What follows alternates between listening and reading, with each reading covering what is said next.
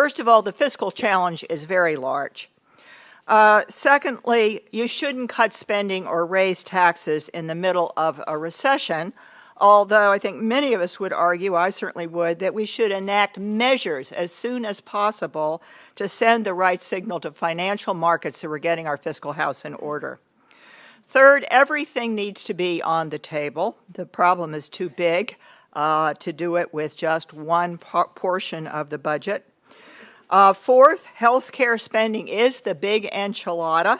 Social Security needs to be put on a path to solvency, but it's not nearly as big a problem as health care.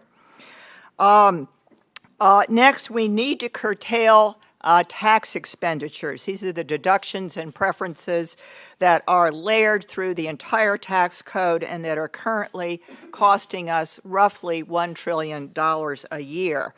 Some of us have come to call these backdoor spending programs. They disproportionately favor the wealthy. They impose an enormous compliance burden on the American public, and they reduce economic efficiency.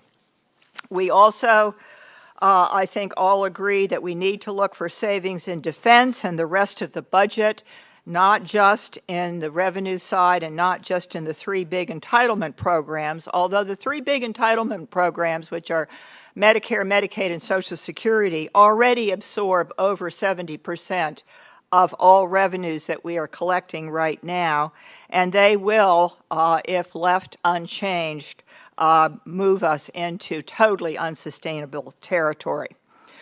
Another, I think, common agreement is that we need to invest in programs that promote opportunity and growth, such as education, infrastructure, and research. So there's an argument to be made about freeing up some resources not only to reduce the deficit, but also to make the nation stronger in these other ways. I think we could all also agree that we need structural reforms in the way health care is paid for and delivered that will enable us to get better value for our health care dollar.